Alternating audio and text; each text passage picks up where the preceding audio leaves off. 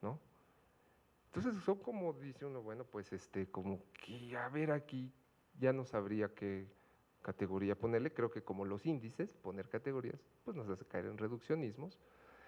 Creo que es un enfoque ecléctico muy rico, y que creo que tiene esa potencialidad, ya para terminar, sí, de dejarnos ver otros espacios de evaluación normativa que no habíamos visto. De la tropicalización, de si sí se está aplicando bien o no, o qué está pasando, yo creo que, miren, no tenía por qué yo decirles esto, pero se los voy a decir, cuando yo empecé a hacer la tesis era muy complicado aplicar el enfoque, yo realmente no entendía cómo, y yo estaba muy preocupado por estas cuestiones de medición, ¿no? ¿Cómo mido la libertad? ¿Cómo yo puedo acercarme a esta dimensión? Afortunadamente, el profesor Sen, que es una persona, aparte de ser importante, es una persona generosa y muy amable. Lo primero, el consejo que me dio es, tú no te preocupes por la medición, tú haz la aplicación del enfoque y ve qué de nuevo tienes. Y eso es una responsabilidad solamente tuya. Las cosas importantes en la vida, me dijo, no se pueden medir. Entonces, tú trata de hacer la aplicación con el sustento. Yo hasta cuando oí eso dije, le está sacando al parche, pero no sabía que había sido miembro de la Sociedad de Econometría y presidente de la Sociedad de Econometría. Entonces, algo sabía de medición, yo creo, ¿verdad? Pero dije, ¿pero por qué le saca eso? Y después entendí, cuando hice el estudio entendí, por qué me lo decía. Porque sí logré tener las respuestas que yo quería, es decir, ¿qué más había dentro de la relación entre educación y desarrollo que yo no había visto? Y el enfoque me sirvió para decir eso, ¿no? Entonces yo dije, bueno, creo que se cumplió un objetivo académico, un objetivo institucional, de titularme y todo. Entonces yo creo que fue una cosa muy sensata de su parte. Yo creo que esa es una forma sensata también de ver el enfoque. No es una panacea, ni puede resolver muchas cosas, ni es lo máximo. Tampoco creo que sea supermente, como usaste, adecuado. No lo sé, yo no voy a decir si es adecuado o no. A medida que uno los aplica y tienen esas respuestas a un problema de investigación, a un problema social, pues lo es. Si no tienes esas respuestas por este enfoque, pues no lo es, ¿no? Creo que ese es un punto importante de tropicalización, de por qué se tropicaliza, pues sí, pero logramos saber algo más, a lo mejor sí. Entonces, si la tropicalización es entendida en tono peyorativo, no estaría de acuerdo con el término tropicalización. Si decimos, no, pues fue una aplicación práctica con una responsabilidad del autor que vio esto, pues yo creo que sí, ¿no? El texto que ponemos nosotros, una colega, Dulce Mendoza y yo aquí, es cómo se adoptó la idea del enfoque en México. Y nos dimos a la tarea de entrevistar a la gente que había estado en la constitución del Consejo del Coneva, no, el Consejo Técnico de Medición de Pobreza, gente que había evaluado el Progresa, y uno de los críticos más fuertes dijo, la aplicación del enfoque en México es vulgar, ¿no? Por ejemplo, porque el punto era, se critica a los ingresos como métrica y se utiliza para medir capacidades. Las primeras mediciones de pobreza que decían, a tantos ingresos, no se cumplen las capacidades, ¿no? Había una pobreza alimentaria más pobreza económica, pero todo el referente era ingreso. Entonces él decía, pues, ¿dónde está el enfoque, no? Fue muy árida la crítica, no, yo no creo que se haya sido una aplicación vulgar. Yo creo que pues ahí va, como explicó usted, profesor Cortés, ¿no? Ha habido avances en la medición de la pobreza en México con base en este enfoque, hay otras cosas que no se han podido entender y que hay un diálogo para entender un poquito más de pues, cuántos pobres hay realmente, qué políticas diseñar, fortalecer o criticar, como decía nuestra colega.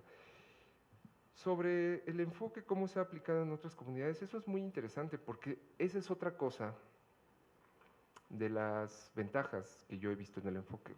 Tiene aplicaciones en diferentes campos, en la educación, en la salud, incluso en el transporte. Vi un estudio sobre transporte, eh, en cultura, en cuestiones de género, lógicamente comandadas por el liderazgo de Nussbaum, eh, y en políticas culturales, por ejemplo. Ha tenido fuerte resonancia. en algunos sectores.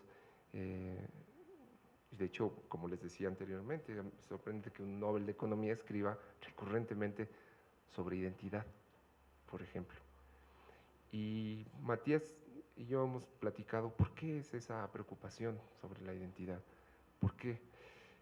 Y Matías me da una respuesta que se las comparto, es decir, yo creo que en algún sentido tiene un punto a favor. Decía, es que en la identidad o en el individuo el enfoque cristaliza perfectamente la idea de la multidimensional de la pobreza. Es en la persona en donde podemos ver esa multidimensionalidad. Si es una persona anciana, si es una persona que tiene capacidades diferentes, si es una persona que no tiene instrucción, si es una persona que es discriminado en el mercado laboral, ¿no? Entonces, por eso el énfasis en los individuos y por eso el énfasis, me imagino, en hablar recurrentemente de identidad. Bueno, no, tampoco perdamos de vista pues, que el autor es indio, ¿no? Un país multicultural como México, y donde hay graves privaciones de la libertad por la identidad. Concepto capabilidad en lugar de utilizar capacidad, porque me da la impresión de que Amartya Sen siempre nos coloca en un problema bastante serio, ¿no? En inglés él utiliza entitlements y siempre tenemos la dificultad de decir, bueno, son las titularidades. Y a todos nos resulta más fácil decir, como nos cuesta trabajo saber si eso es lo que significa o no, entonces, bueno, son los derechos a los que tienes derecho. Sí. Pero en el término, en el concepto de capabilidades, que no existe hasta donde entiendo en el diccionario de la lengua, como que no nos ayuda, de por sí el tema es complejo. Sí. O sea, la discusión que se ha tenido aquí es bastante compleja. No la hacemos todavía más compleja cuando utilizamos un concepto que no existe, cuando existe en español capacidad. O sea, mi pregunta no es nada más por términos, por uso del lenguaje, sino ¿hay alguna razón que te lleve, que los lleve Sí. a los colegas que están trabajando en este tema, usarlo así? Porque hace como que suene un poquito más, inclusive más sofisticado todavía de lo que ya es de por sí.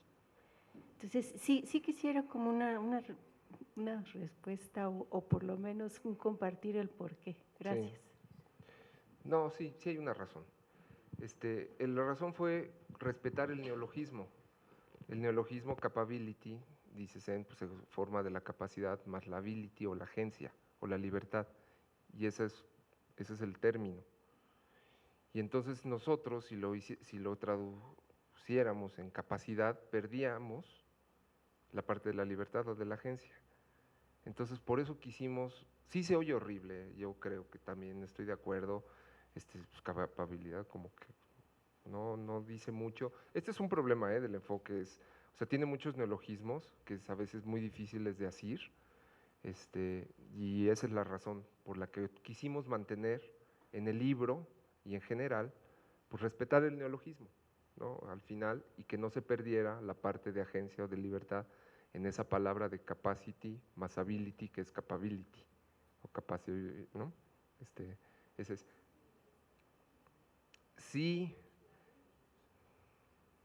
sí, no, sí, nada más que en este enfoque, pues está incluida la parte esa de agencia, ¿no? Y no, sí tiene razón, eso es realmente complicado, esto de los funcionamientos y después de la capabilidad y los endowments y los instrumental freedoms y las substantial freedoms. No, sí, por eso les digo que yo creo que eso disparó las primeras críticas de que era inoperacionalizable, por eso, porque era farragoso, ¿no? El lenguaje.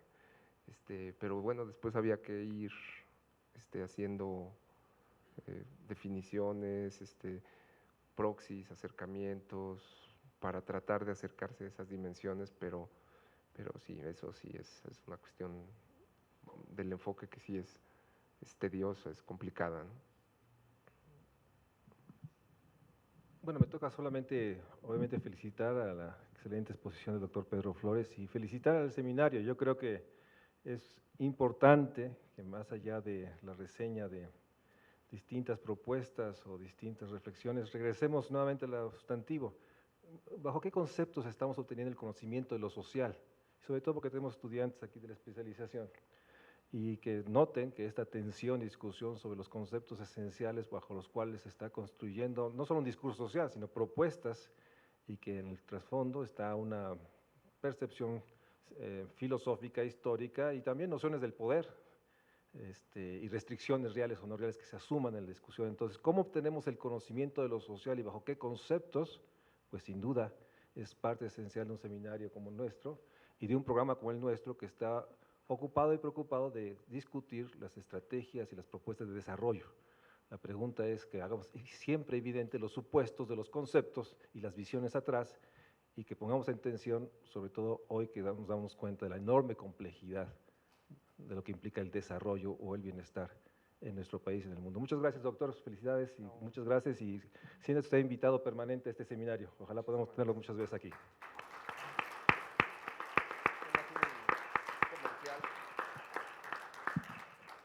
Mire, nada más un comercial de último minuto. El Congreso Latinoamericano va a ser en 2016, va a ser en Uruguay. Ojalá ustedes pues, puedan ir. Y segundo, hay otro seminario ya más cercano, que ojalá también puedan ir. Este es en París. Digo, Uruguay o París, pues. En ese seminario se van a presentar los primeros resultados sobre una evaluación de agencia medida a través de la responsabilidad individual que hicimos con Matías y otros grupos, y a ver qué sale. Es un seminario que está abierto para todos, se van a ver los datos.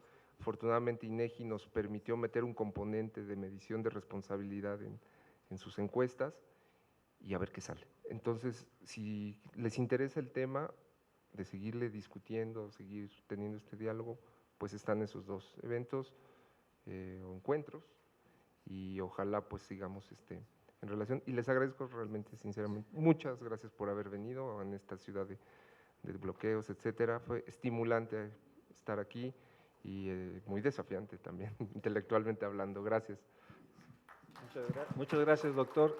Solo para recordarles que el próximo 28 y 29 de octubre tenemos el 7º Diálogo Nacional por un México Social contra la Desigualdad, aquí en el Auditorio Narciso Bassols de la Facultad de Economía. Esa será la sesión, digamos, ampliada de todo el PUED y obviamente de nuestros socios, Facultad de Economía y la Asociación de Exalumnos de Economía.